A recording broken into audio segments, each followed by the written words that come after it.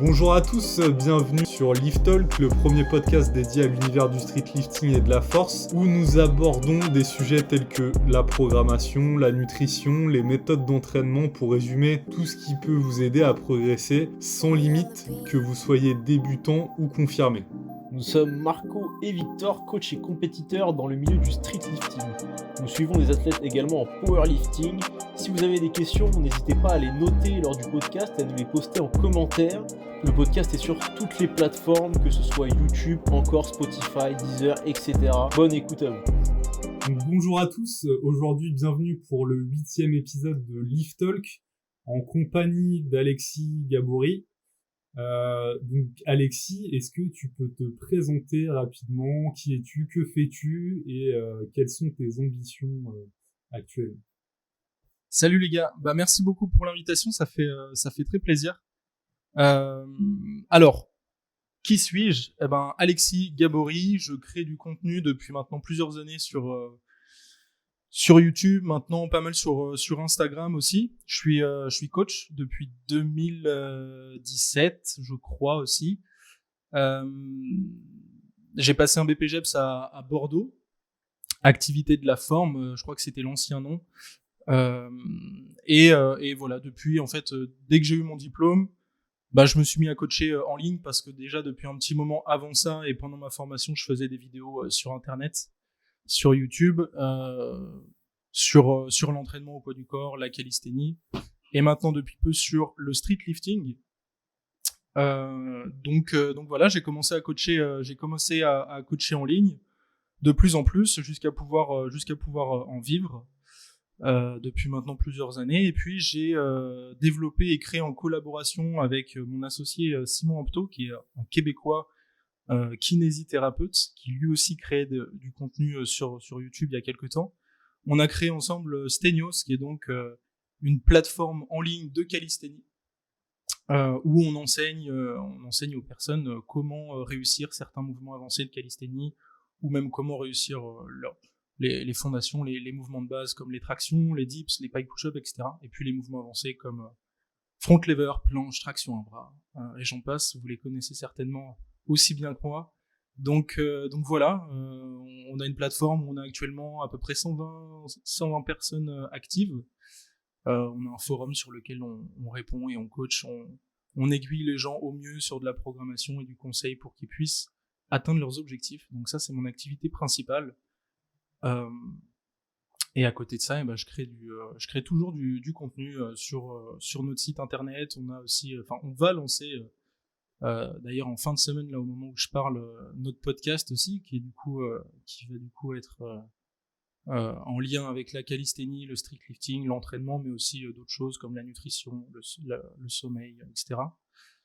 Et ouais, on fait des posts Instagram en ce moment, c'est un peu notre truc, on est là-dedans, et puis on continue un petit peu, même pas mal, d'étoffer la plateforme en ajoutant régulièrement du contenu, des nouveaux cours. Voilà, globalement, je pense avoir répondu à la question. Ok, c'est bien, une belle présentation complète. Et justement, qu'est-ce qui t'a amené, parce que là tu nous disais que tu as bifurqué là récemment vers le street lifting, et en plus de ça, je crois savoir que tu es sélectionné pour les premiers pas en moins de 87, c'est ça? Alors, ouais, il y a eu petit changement du coup parce que je m'étais de base inscrit en moins de 87. En fait, je sais pas parce que je me trouvais un peu entre les deux catégories. Et finalement, je me suis réinscrit en moins de 94, un peu sous tes conseils. Et oui. Quand même, je tiens à le dire. Du coup, je me suis inscrit en moins de 94. Donc, je pense être sélectionné parce que la KT est pas encore pleine de ce que j'ai vu hier. Il reste combien au total là? Ça représentait combien au total ton inscription? J'avais fait 370 en novembre, une journée où j'avais fait un test sur mes 4 mouvements. 370 de total, et puis dernièrement j'ai fait des petits PR sur squat et sur traction, donc j'ai grappillé 15 points. Donc ouais, je suis aux alentours des 385 hors compétition. Après évidemment, c'est moi qui m'auto-juge, donc c'est pas très ça vaut pas grand-chose. Setup Basic Fit, j'ai vu pour les tractions là, c'est pas ouf. C'est pas ouf. Ouais. Non, Donc, il y a clairement, ouais, il y a clairement mieux. je te demandais, ouais, pourquoi, en fait, qu'est-ce qui t'a fait bifurquer sur le street lifting, qui est quand même, parce que toi, t'étais vraiment dans la calisthénie, tout ce qui était figure, t'étais même pas dans le set and rep. Donc, qu'est-ce qui t'a amené au street lifting? Qu'est-ce qui t'a plu dans tout ça? Plusieurs choses, je pense, plusieurs choses. La première chose, comme on en a discuté un petit peu en off juste avant de tourner le podcast, je pense que déjà, euh, le besoin de rencontrer du monde, c'est un truc qui me pousse vraiment à aller à des événements, à rencontrer des gens qui sont inspirants, des gens qui me motivent au quotidien sur Instagram, parce qu'on a la chance d'avoir une scène francophone qui a un niveau de ouf. Donc rien que pour ça, faire des rencontres, échanger, euh, se pousser soi-même. Enfin voilà, tester des choses que j'ai pas eu l'occasion de tester jusqu'à présent, parce qu'en calisthénie, il y a pas de compétition. Donc si tu t'entraînes pour être fort à l'année, sur des mouvements très variés, mais finalement, t'as personne à qui vraiment te comparer. Donc voilà, l'envie de se tester un petit peu aux autres, l'envie de voir ce que je peux valoir en tant qu'athlète. Et je pense aussi, en plus de tout ça, j'ai pas forcément la morphologie, l'expérience pour pouvoir prétendre à un niveau de gymnaste sur des figures qui soient très, très impressionnants, comme ça peut être le cas pour d'autres personnes.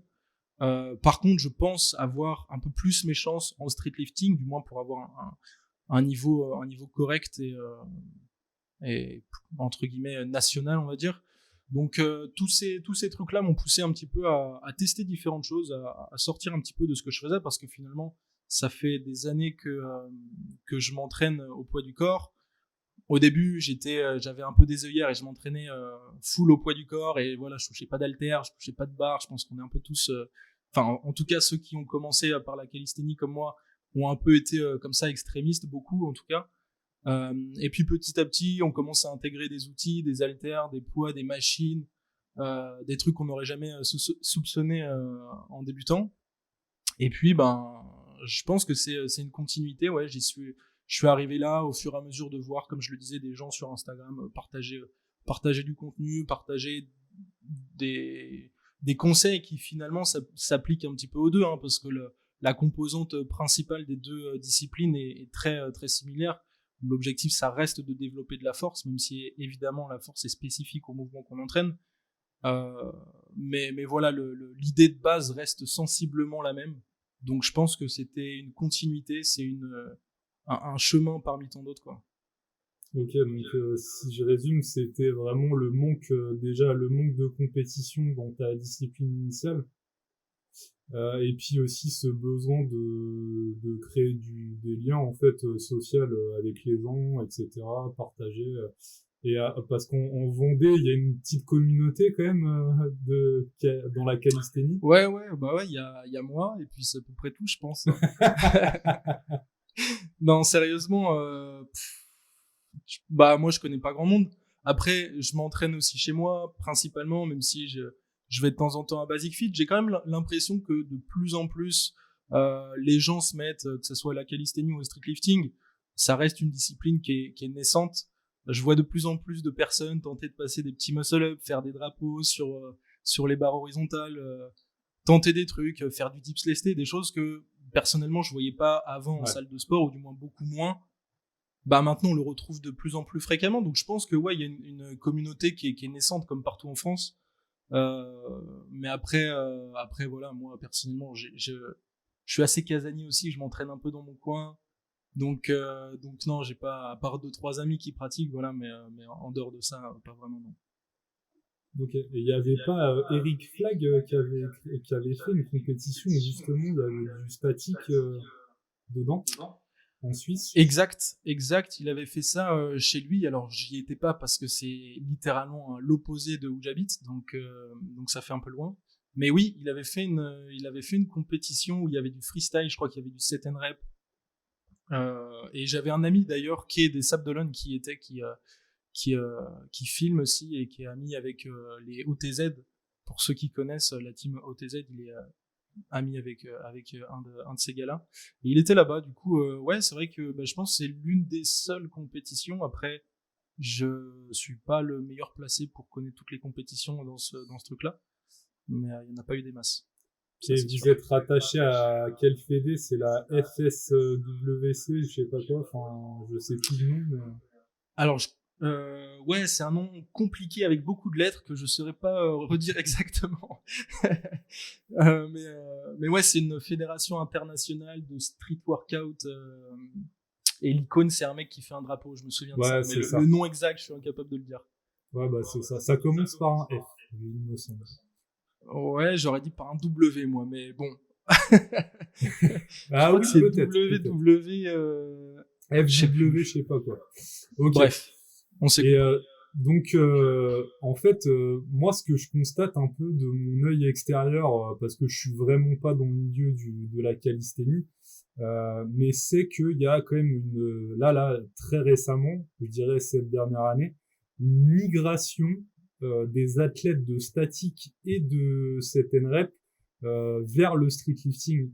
Et là, en fait, je pense que tu le décris, c'est qu'il y a un manque de compétition, peut-être un manque de coordination, de cohérence dans les actions mises en place, et du coup, il n'y a pas cette émulation qu'il y a avec le streetlifting actuellement. Mais c'est quand même vachement dommage parce que en fait, on a presque l'impression que c'est un truc qui est en train un peu de dépérir. Je sais pas ce que t'en penses. Je pense que je sais pas si ça dépérit parce que je pense qu'il y a beaucoup de personnes qui entrent un petit peu dans ce tunnel de la calisthénie, qui sont attirées justement par le fait de s'entraîner tout nu dehors dans un parc au soleil. Je pense que ça attire beaucoup de monde. Moi, le premier, j'ai un peu été attiré par ce truc-là. J'avais besoin de ce sentiment de liberté, et la calisthénie, mine de rien, c'est un truc que ça t'apporte, la liberté. Tu peux t'entraîner n'importe où avec une paire d'anneaux et 3 élastiques. Bon, tu seras forcément un peu limité, mais tu peux quand même faire des trucs et progresser pendant assez longtemps si tu es suffisamment ingénieux et que tu t'entraînes correctement. Donc, je pense pas que c'est en train de dépérir, mais effectivement, comme tu le dis, et j'en suis la preuve, je pense effectivement qu'il y a une migration de pas mal d'athlètes de calisthénie qui s'intéressent de plus en plus au streetlifting parce que de un, c'est de plus en plus médiatisé, même si ça reste encore le début.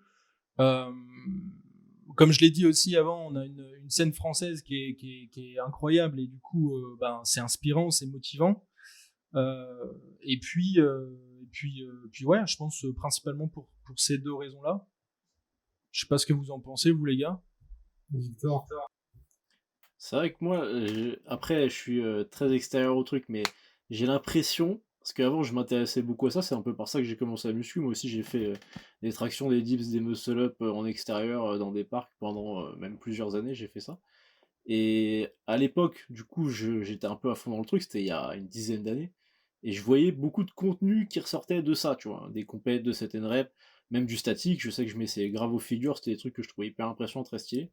Et maintenant, mais après pareil, je sais pas si c'est parce que, vu que je suis plus du tout dans ce délire-là, l'algorithme de tous les trucs que tu peux regarder, que ce soit sur YouTube, sur Instagram, etc., me présente plus ça, mais j'ai l'impression, comme disait Marco, que le truc dépérit entre gros guillemets quand même, mais un petit peu au profit, pas mal en effet, de la force, que ce soit du power, de la musculation classique, que ce soit du streetlifting surtout du coup.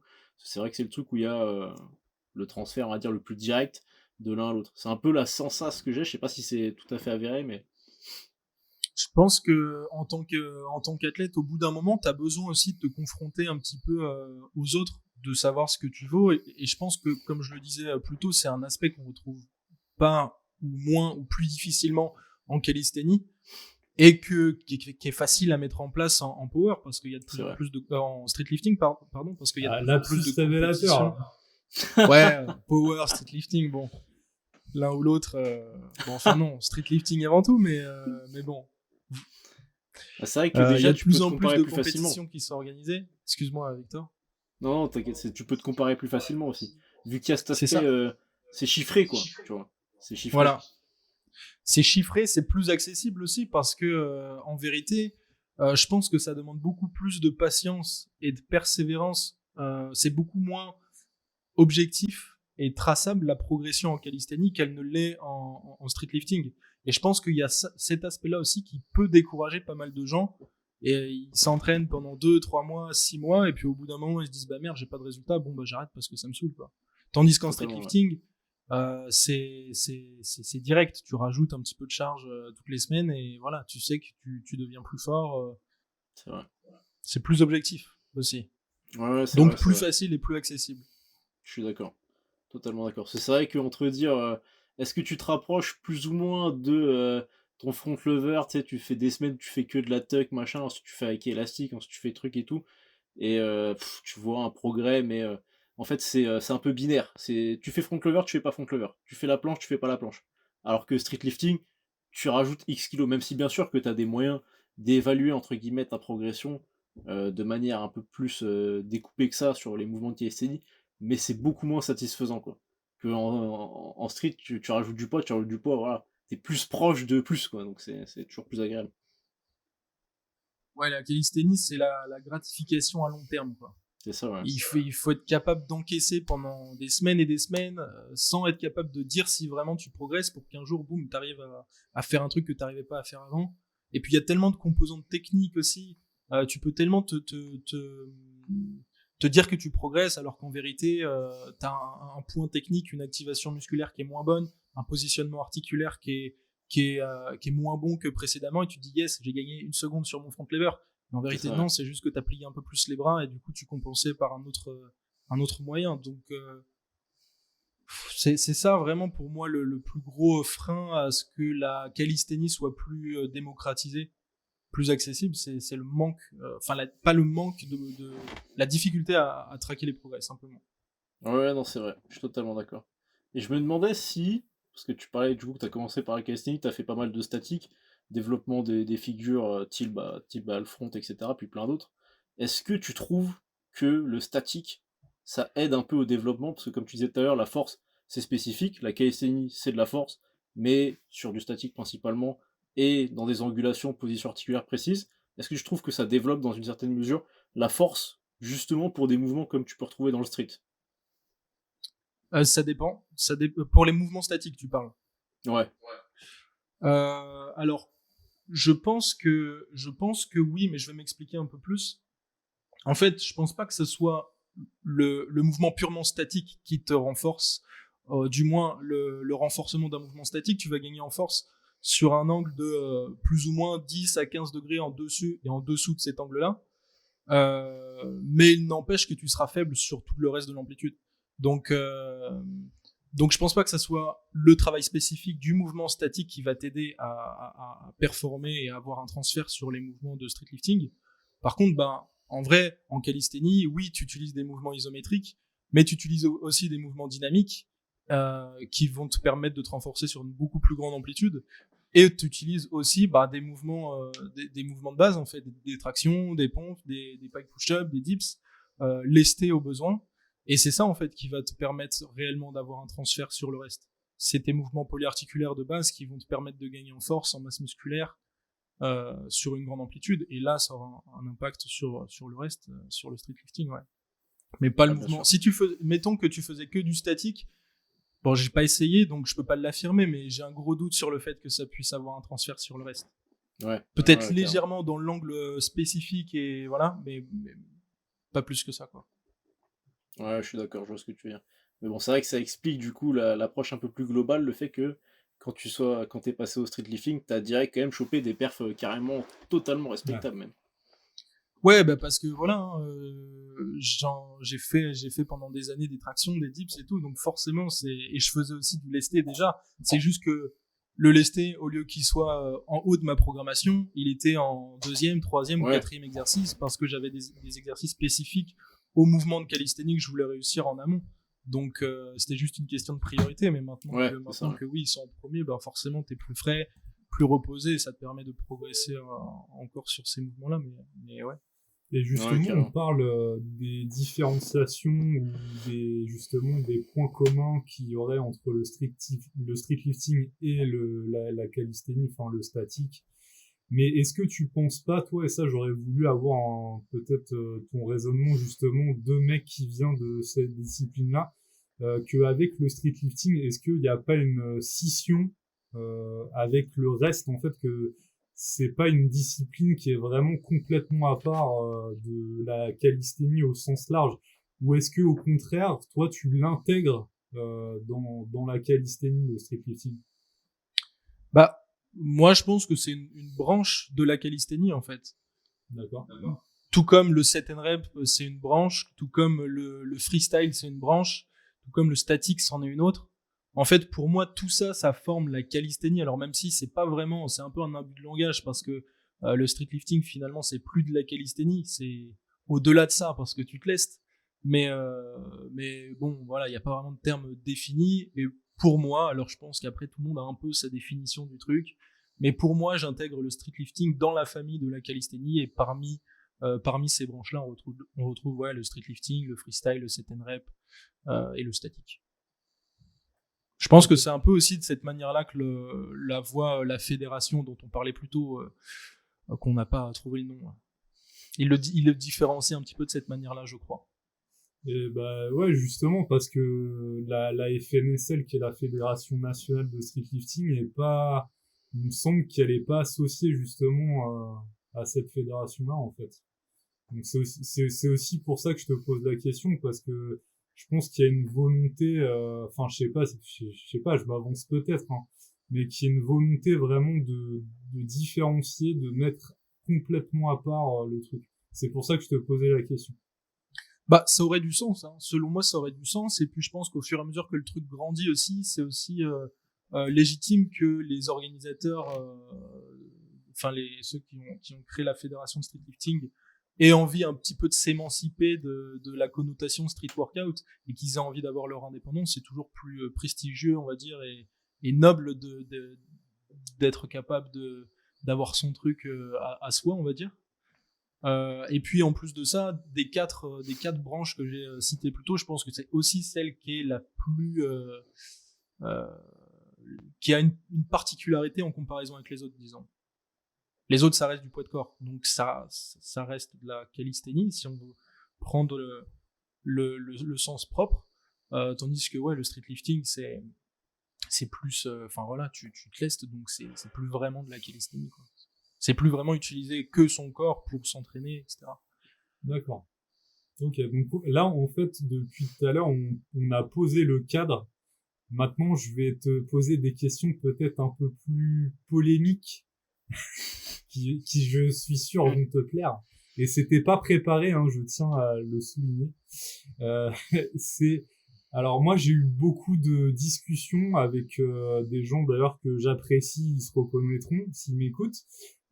Qui sont dans le set and rep, etc., la calisthénie, et qui en fait, de mon point de vue, je trouve, qui ont du mal en fait à faire cette transition entre le set and rep, ou voilà, vers le streetlifting, parce que justement, ils transposent un peu la mentalité parce que t'en parlais tout à l'heure, toi, ce que tu as aimé, ce qui t'a amené à cette pratique-là, c'est le fait d'être dans la nature, de pas avoir besoin d'équipement forcément, etc.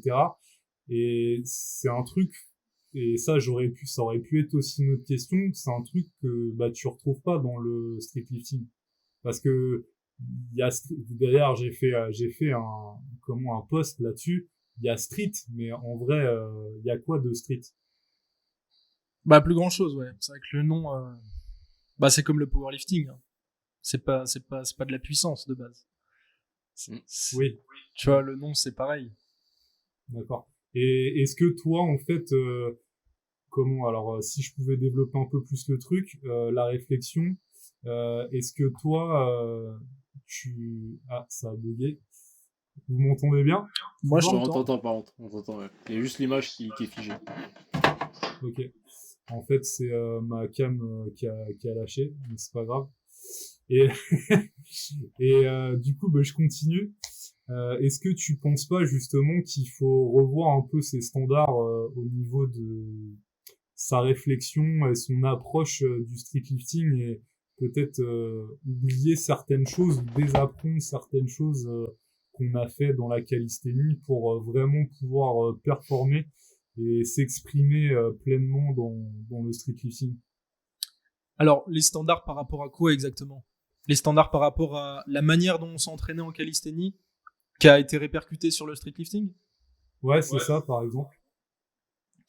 Ben, en fait, ouais, si, je suis entièrement d'accord avec ça, en fait, parce que, comme tu as dit, il y a beaucoup de personnes qui sont issues de l'endurance aussi, du set and rep, et qui après se dirigent vers la calisthénie, et voilà, qui explorent les différentes branches et qui finissent par se retrouver sur du streetlifting.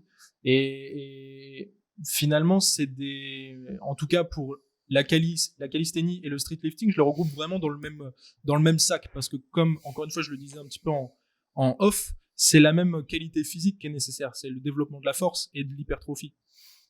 Donc ces deux trucs-là, ces deux branches-là sont vraiment très similaires. Encore une fois, j'en suis la preuve, et il y en a plein d'autres qui en sont la preuve, c'est que on peut observer un transfert important de l'un vers l'autre. Il y a des mecs qui font beaucoup de statiques qui sont très forts en streetlifting, il y a des mecs qui sont très forts en streetlifting qui peuvent réussir certaines figures sans jamais les avoir bossées. Donc ça veut bien dire qu'il y a une corrélation entre les deux et qu'il y a un lien. Et puis de toute façon, voilà, c'est plus à prouver. Par contre, pour ceux qui sont issus du set and rep, là c'est le développement d'une qualité physique qui est complètement différente.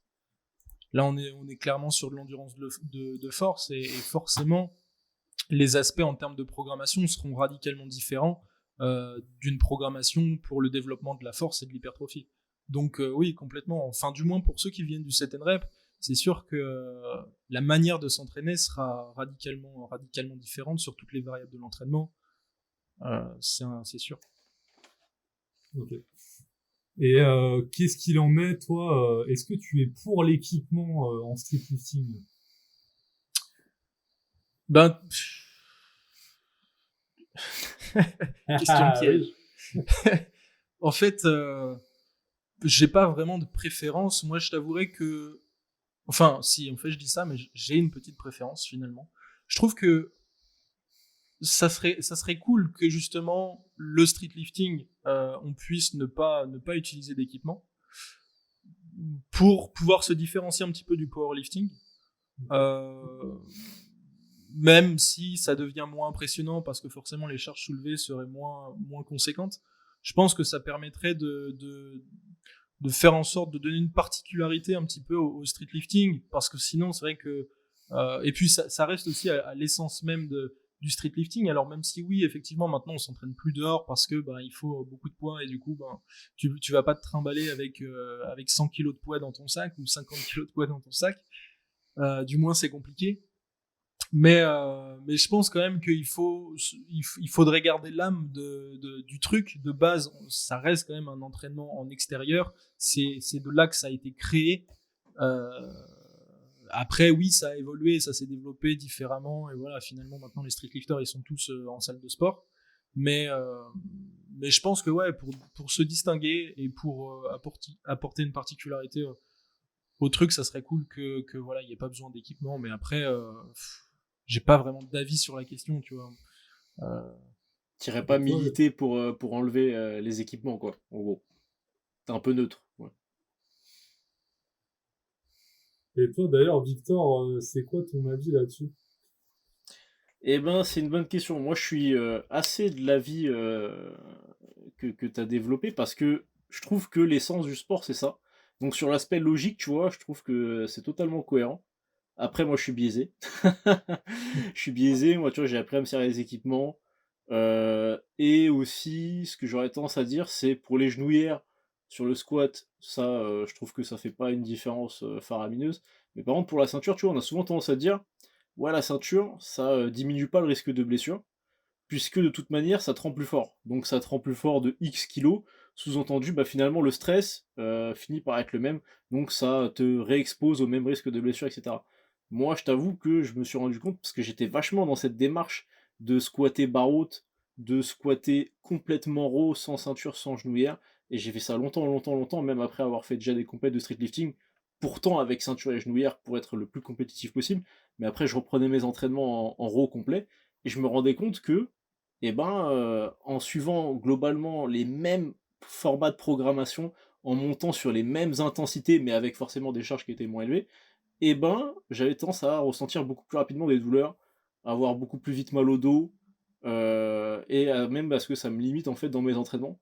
Donc moi, je suis revenu pas mal sur cette, façon de penser que je défendais pendant longtemps, de dire: «Ouais, la ceinture ça protège pas du tout des blessures et cetera», et j'aurais tendance à dire que, bah, une ceinture comme on fait, les vraies ceintures de force, pas une ceinture en nylon, toute pétée, qui sert à rien dans tous les cas, mais une vraie ceinture de force que tu peux retrouver, bah, j'aurais tendance à dire que ça diminue vraiment le risque de blessure, et dans ce sens-là, j'aurais envie de dire, bah, ça augmente les perfs, c'est vrai que ça augmente le côté spectaculaire.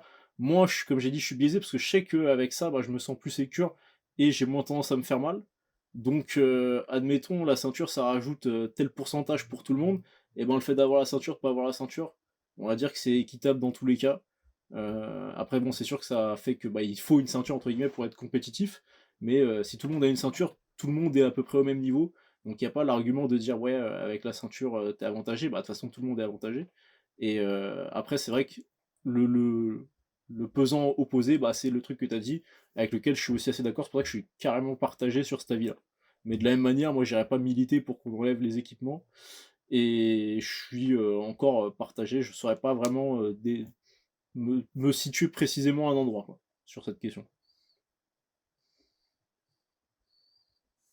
Bah, moi, en fait, je suis un peu d'accord avec Victor.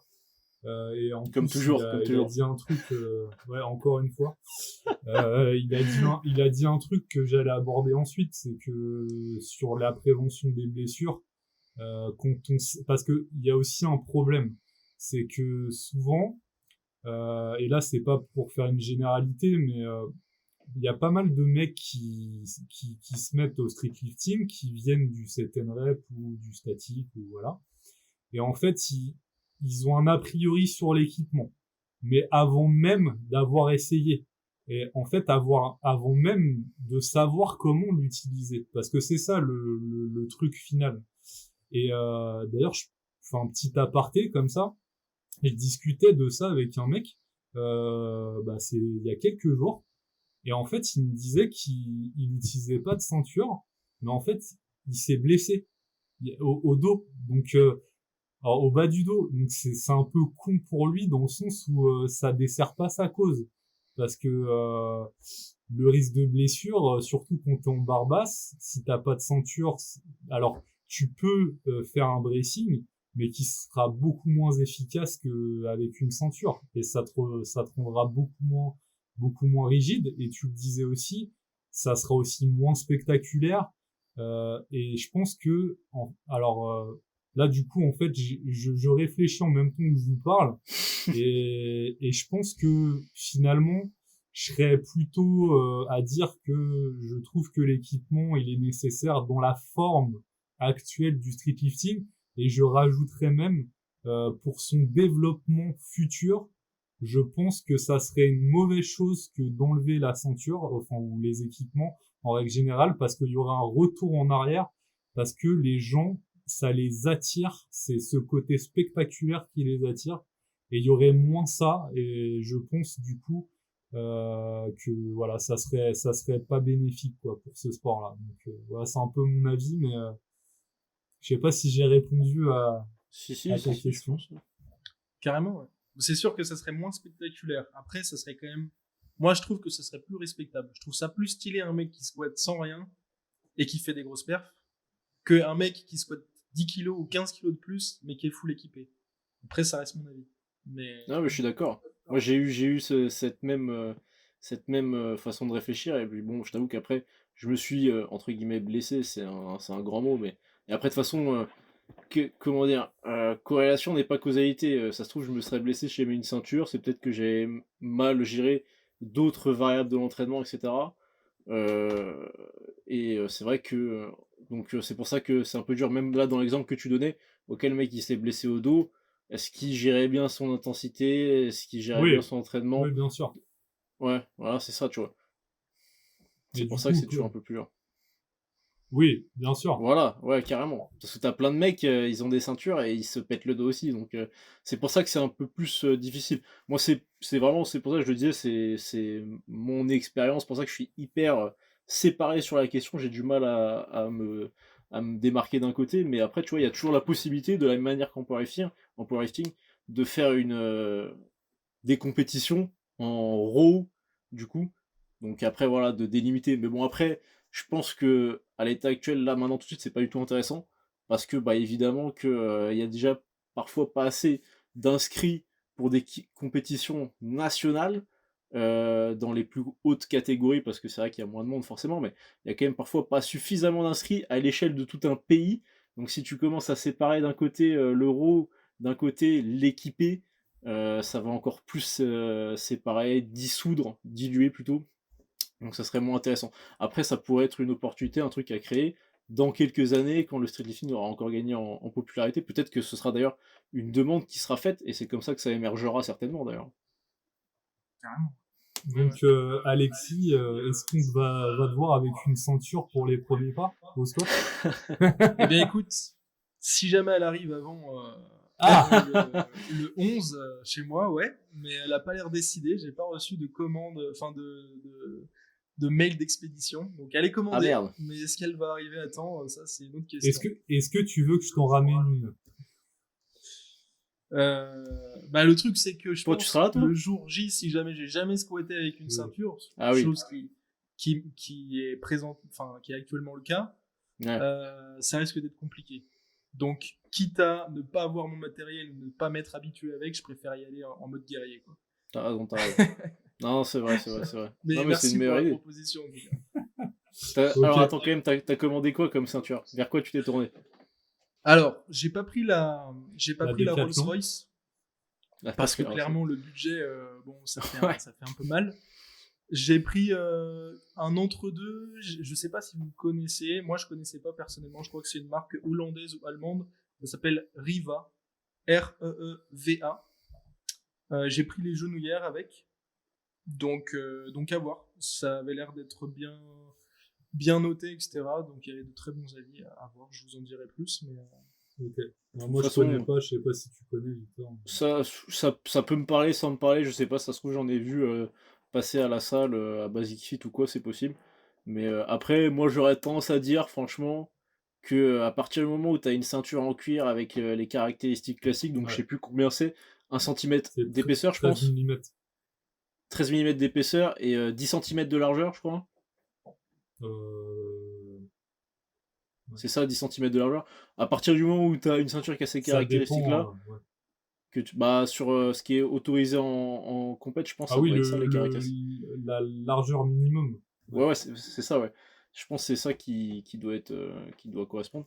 Et à partir du moment où tu as ça, franchement, que tu une SBD, que tu un autre truc et tout, je pense que ça change vraiment pas des masses. Hein. Quand tu es sous la barre, si ça te rajoute 2 kilos, c'est déjà un monde, hein, franchement. Alors, tu disais juste avant si elle est en cuir, c'est ça?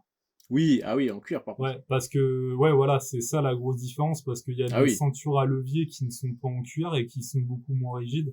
Et là, par contre, on sent vraiment la différence. Oui, non, moi, j'en avais une avant, là, tu sais, une Strength Shop, là. Strength Shop, ouais. Et quand je suis passé sur la SBD, c'était terrible, quoi. Et encore, franchement, même, tu vois, j'avais la Strength Shop, je suis passé avec une en cuir qui est pas la SBD non plus. Bah, franchement, c'est vrai que je me suis senti un peu plus soutenu, mais après, dans les faits, genre, je sais pas, tu fais vraiment le format étude scientifique, tu prends un panel de X personnes, tu sépares en 2 groupes, tu fais un groupe, une ceinture, un groupe, l'autre ceinture, je suis pas sûr qu'il y ait une différence hyper significative à la fin, tu vois. Je pense pas que ça change des masses. L'aspect psychologique aussi, je pense. Peut-être, tu te dis, ouais. J'ai mis 200 balles dans une ceinture, je vais porter 1 kilo de plus. c'est vrai. C'est motivant. Ça, c'est vrai. Non, je suis d'accord. Ça joue. Et justement, pour faire suite à ce sujet de équipement sans équipement, d'ailleurs, vous avez bien répondu tous, vous avez développé vos avis, c'est le côté aussi, il y a un truc qui revient pas mal, c'est les indices, en fait. Il y a des gens qui aimeraient bien que des indices soient instaurés en streetlifting par mouvement. C'est-à-dire que le muscle-up, étant donné que ça serait le mouvement, et c'est le mouvement le plus technique, qui rapporte plus en comparaison du squat. Est-ce que toi, tu as un avis là-dessus, Alexis? Alors, je pense que c'est un peu tôt pour moi de me prononcer sur ce genre de truc. parce que j'ai commencé finalement il y a vraiment pas longtemps le street lifting. J'ai jamais fait de compétition encore, ça va être ma première là dans un mois. J'ai pas d'avis vraiment objectif avec un retour d'expérience à apporter. De base, c'est vrai qu'en voyant le truc de l'extérieur, je me suis dit, c'est vrai que ça serait plus cohérent quand même que les mouvements, et en fait qu'il y ait un ratio de points et que ce soit pas tu gagnes 250 kilos au squat et tu gagnes 30 kilos au muscle up, tu vois.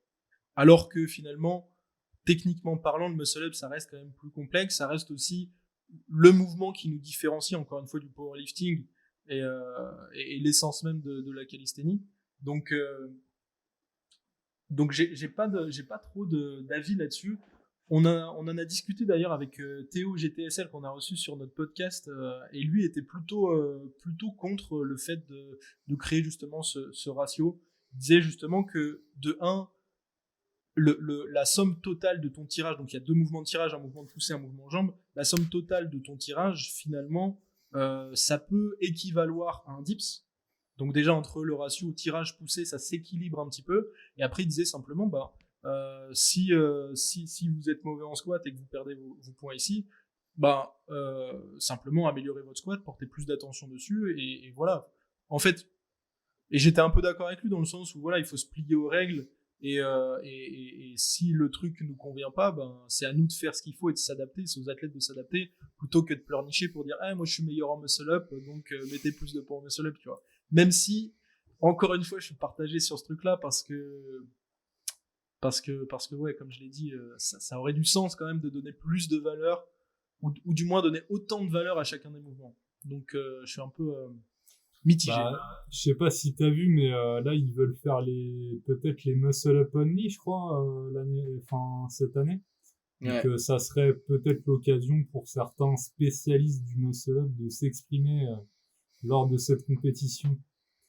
Mais moi je suis vachement d'accord avec ce qu'a dit Théo, c'est que et encore une fois, je pense que c'est un faux débat, c'est un truc, je pense dans 2-3 ans, on se posera même plus de questions sur est-ce que le squat vaut moins que les muscle-up, parce que les mecs, en fait, ils vont progresser sur le squat. Moi, je le vois, des athlètes que je suis qui étaient, on va dire, moyens au squat, et finalement, ils sont en train d'exploser au squat, donc c'est qu'une question de temps.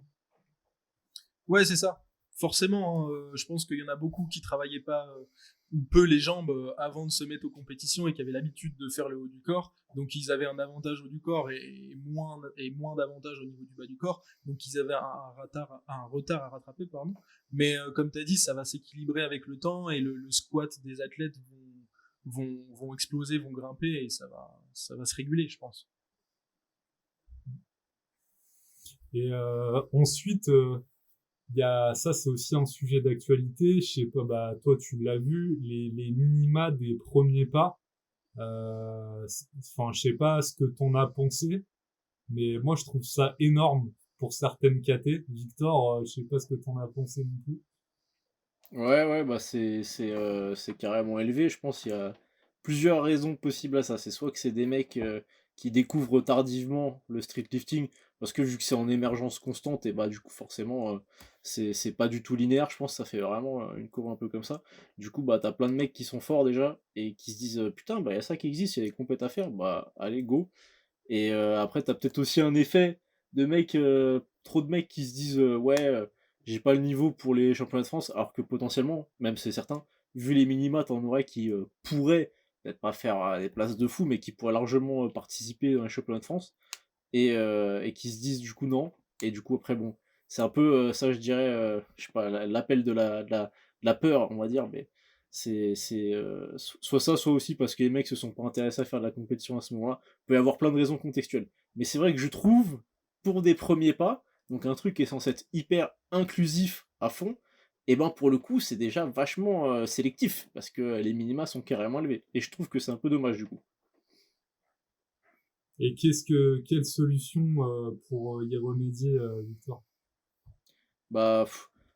Comment, plus de compétition, moi je dirais déjà qu'il faudrait qu'il y ait des étapes qualificatives pour arriver au championnat de France, comme ça les mecs qui ont déjà un niveau qui est hyper correct, ils pourraient participer, ça serait écrémé, peut-être faire du coup moins de mecs en finale de championnat de France, j'en sais rien, tu vois, admettons, pour que justement les crémages ils soient encore plus et qu'il y ait vraiment un phénomène un peu, à la fin c'est l'élite. Parce que pour moi en championnat de France, tu vois, quand même c'est ça. Pour moi quand t'es qualifié en championnat de France, faut pas qu'il y ait un delta dans une catégorie de 100 kilos sur le total, tu vois. C'est à moins que vraiment le mec, le premier, il soit genre, je sais pas, tu vois, je pense à Lia dans le powerlifting. Bon, elle, tu vois, elle est à des années-lumière des autres, donc forcément, je sais pas, je pense qu'elle doit mettre, en championnat de France, elle met 40 kilos à la deuxième, je pense. Je sais plus, j'avais regardé, mais c'était un truc aberrant. Donc après, bon, là, c'est elle qui est trop forte, c'est différent. mais, mais normalement, pour moi, sinon, il est pas censé avoir 100 kilos de delta entre le dernier de la KT et le premier de la KT. Donc déjà, il faut qu'il y ait un phénomène un peu où ça écrème plus. Donc faire des étapes qualificatives, ça appellerait plus de monde, parce que plus il y a de compètes, bon après c'est toujours dur à mettre en place, parce que plus de compètes, ça demande plus d'argent aussi, mais plus il y a de compètes, plus il y a d'émulation, plus il y a ce phénomène où il y a des gens qui sont happés dans la pratique, et du coup, ça fait que les premiers pas, ce seraient des vrais premiers pas, ce seraient des mecs qui peuvent pas participer aux étapes qualificatives des championnats de France, et du coup, qui pourraient cesser à la compétition. Alors que là, certainement qu'en fait, c'est des mecs qui se sont inscrits, qui pourraient se mettre sur ces étapes qualificatives du championnat de France, s'il y en avait. Créer presque des championnats régionaux, ça tu penses que ça serait une bonne solution? Régionaux, je pense pas, parce que il n'y a pas encore assez de pratiquants. Mais trouver un moyen de faire des subdivisions, tu vois, genre des étapes qualificatives, je sais pas comment tu peux appeler ça, un truc où il y a plus de monde. Mais toujours centraliser le truc, quoi. C'est-à-dire centraliser le truc dans quel sens? Rester au niveau national, pas fragmenter. Ah par oui, région. oui, je pense. C'est ça, ouais, faire comme la FNSL, comme les premiers pas, un truc à échelle nationale, et genre, je sais pas, tu vois, genre huitième, quart, demi, finale, en gros. Là, Ah ouais, ok. sans faire autant d'étapes, mais en faisant ça. Comme c'est le cas dans plein de compétitions de pétanque, par exemple. Tu vois. C'est beaucoup ça. La pétanque extraordinaire. On a un connaisseur. Non, mais c'est clair. Après, on peut pas leur en vouloir aussi. Ça reste les premières années C'est ça, ouais. que les compétitions sont organisées. Donc, je pense qu'il faut le temps que ça se mette en place, le temps de trouver aussi suffisamment de participants. Mais c'est vrai que moi aussi, j'ai été. Encore une fois, j'avais pas de point de référence, donc je sais pas trop où me situer là-dessus. Mais Bien sûr, ouais. j'ai été étonné de voir. Je pensais m'inscrire à une compétition finalement où le niveau allait être tranquille. Finalement, je me dis bon. Il va falloir y aller, quoi. C'est cool, d'un côté c'est cool, c'est aussi pour ça qu'on fait de la compétition, tu vois, si c'est trop facile c'est pas intéressant, mais ouais, c'est clair, il y a l'air d'avoir un niveau. Après je pense, comme t'as dit Victor, les deux phénomènes que t'as cités sont pertinents, et je pense effectivement, je suis assez d'accord avec toi là-dessus, que c'est pour ces deux raisons qu'il y a un peu une émergence de pas mal d'athlètes. Et aussi peut-être pas mal de mecs du powerlifting qui c'est vrai, ouais. Peut-être se disent merde, j'ai pas un niveau incroyable pour performer en powerlifting, j'ai plus mes chances en streetlifting, à condition évidemment d'être bon quand même sur les différents mouvements. Donc peut-être que c'est simplement aussi une migration de ceux qui font du power vers le streetlifting, c'est une autre possibilité, je sais pas. Il y en a pas tant que ça, des power qui se mettent au streetlifting. Ouais, encore ça. Plus l'inverse, j'ai l'impression finalement. Ouais, peut-être. Ouais, exact. C'est vrai, les mecs qui font des compétitions en streetlifting, souvent tu les vois aussi soit faire de la compétition dans les deux, soit se diriger progressivement plus vers du power aussi. Il y en a beaucoup qui font les deux. Ma théorie pour ça. En fait. Ouais, c'est vrai. Mais ma théorie pour ça, là, pour la transition vers plus du power, enfin du street vers le power, c'est un peu ce que je sais que je pourrais moins envisager plus tard. C'est que je trouve le street, c'est vachement, entre guillemets, stressant pour pas mal d'articulations, notamment sur le haut du corps. Et du coup, c'est vrai que quand t'es un peu cramé et que tu peux plus correctement dipser, faire des muscle-up, faire des tractions, et ben tu fais le power, il y a que le bench, tu serres les dents. Le bench, là, t'as un seul mouvement du haut du corps sur lequel progresser. Et après, si le dos, les genoux vont bien, et ben tu peux performer sur le squat et le terre, tu vois. Et généralement, vu que le street préserve quand même pas mal sur le dos et genoux, vu que y a que le squat, donc ça fait un mouvement sur 4 qui peut taper un peu dedans, et ben du coup forcément t'es plus préservé là-dessus, et tu te peux dire bon je suis un peu cuit pour ça, parce que franchement quand je vois les mecs que je suis qui ont un bon niveau en street, je vois tout le temps les mecs en story, quand ils mettent des stories où ils font des trucs pas mal, se plaindre des coudes, des épaules, des trapèzes, ce que tu veux, tu vois, des pecs, des machins. Donc tu vois les Ouais. mecs sur le haut du corps, ils ont mal partout, tu vois. Ils sont flingués, ouais. C'est dommage d'ailleurs, je pense. Enfin bon, après, c'est aussi, je pense, la discipline qui le veut, ou alors c'est juste qu'ils gèrent pas suffisamment bien leur programmation, peut-être les deux. Mais c'est sûr que déjà, quand tu as 3 mouvements sur 4 qui sollicitent les mêmes articulations, faut s'accrocher et il faut faire des choix intelligents dans sa programmation en termes C'est ça, de fréquence et de volume pour réussir à faire en sorte que les tissus passifs ils aient le temps de récupérer, quoi. C'est ça, ouais. Bien sûr. C'est ça Vu aussi que c'est- la grosse complexité, en plus d'avoir un besoin en stabilisation qui est beaucoup plus important que sur du développé couché, par exemple. Bah, ça, t'es allongé sur un banc, t'es pépère, tu vois. En plus, l'amplitude elle est très faible, donc tu peux tolérer un volume d'entraînement beaucoup plus important. C'est ça. Donc ouais, il y a pas mal de nuances qui expliquent aussi les douleurs, je pense, les inconforts aux épaules et tout. Puis même quand Aux t'as mal au épaules, coucher, t'as plein d'adaptations qui peuvent réduire énormément les douleurs que, franchement, quand t'as mal au dips, à part mettre moins lourd, et puis dipser moins souvent, tu peux pas faire 40 000 trucs, tu vois. T'es un peu cuit, quoi. Ouais. Ouais, c'est clair. Et justement, alors peut-être qu'on conclura là-dessus. Comment vous voyez individuellement le futur du street lifting? Comment vous voyez, enfin, l'évolution de ce sport sur le moyen long terme? C'est une bonne question. Je vais utiliser la technique que Marco a fait tout à l'heure. Victor, veux-tu commencer?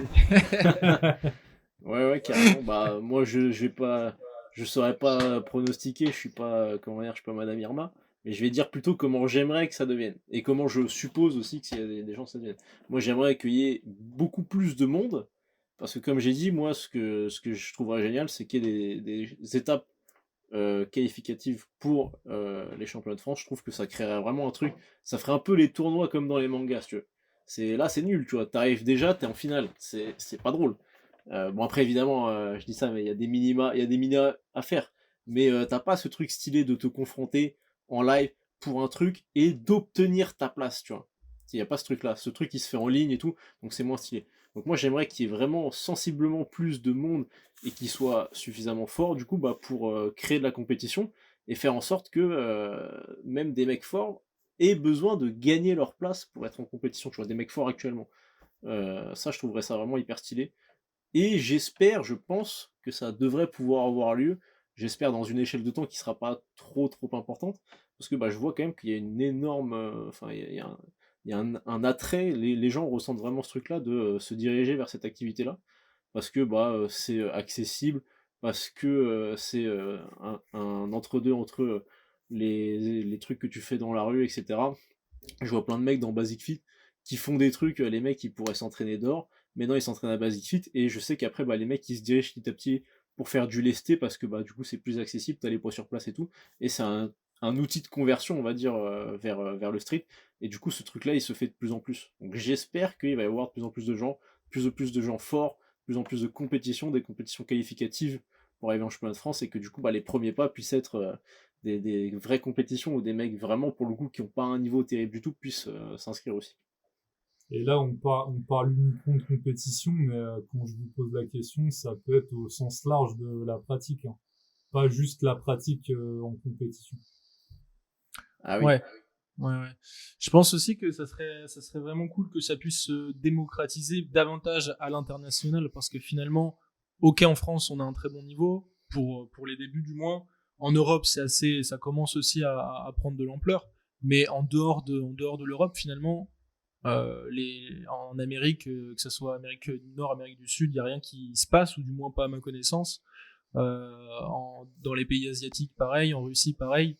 Donc, ça serait cool aussi que ça prenne une ampleur internationale, et que quand tu mettes, quand tu gagnes un titre international, ça soit à sa Un vrai, un juste, ça truc, soit ouais, renommé à sa juste valeur, tu ouais, vois. ça. Un Parce que vrai titre finalement, international.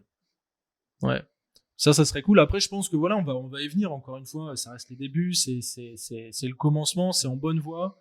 Et si on suit un petit peu l'effervescence du powerlifting, ça a toutes les qualités de son côté pour pouvoir se développer, attirer plus de pratiquants et voilà, faire en sorte que ça devienne une réelle discipline à part entière, autonome et reconnue.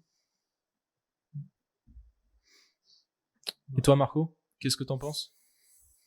Ouais, bah, vos deux, enfin, ouais, vous avez bien parlé de tout ça.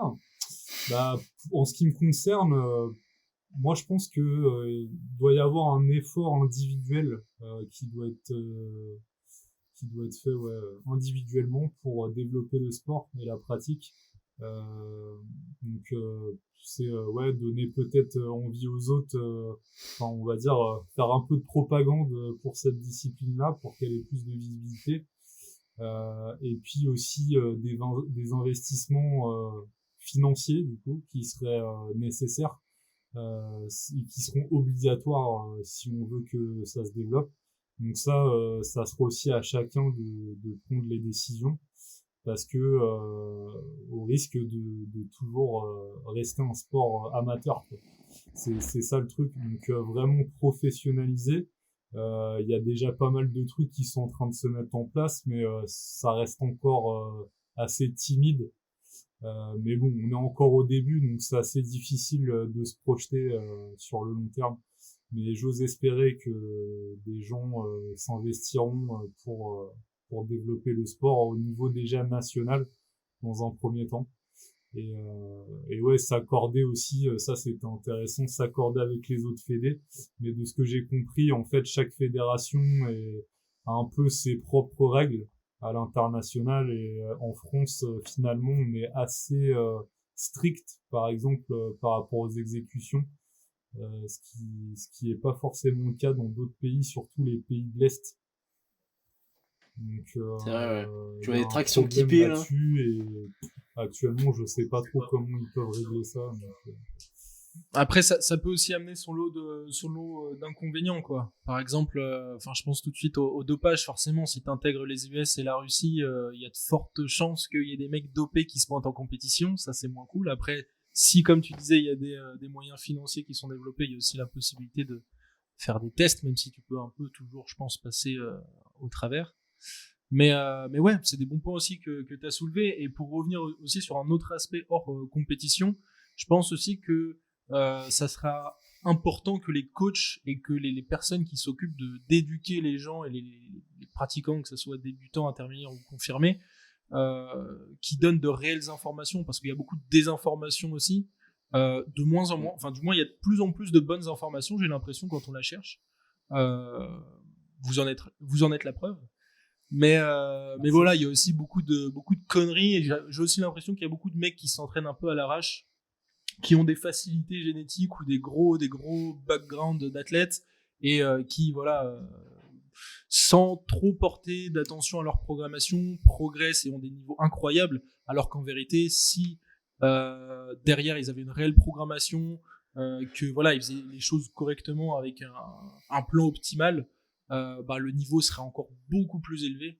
Et bon, bah, tant mieux pour ces personnes-là, hein, qui peuvent progresser malgré le fait d'avoir une programmation un peu bancale. Mais il faut aussi reconnaître que pour la majorité des personnes, le commun des mortels, si la programmation est pas bonne, si tous les facteurs aux alentours de l'entraînement sont pas bons, les progrès vont s'amoindrir, voire même être inexistants. Donc c'est aussi notre rôle à tous les coachs qui se spécialisent dans cette discipline, d'éduquer les gens et de propager les bonnes informations.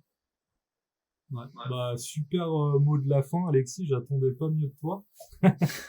En tout cas, on a été super heureux de te recevoir sur le podcast. On fera peut-être un autre podcast plus tard. N'hésitez pas non plus à nous le dire en commentaire. Donc vous pouvez rejoindre Alexis sur Instagram, c'est Alexis Gabory, c'est ça?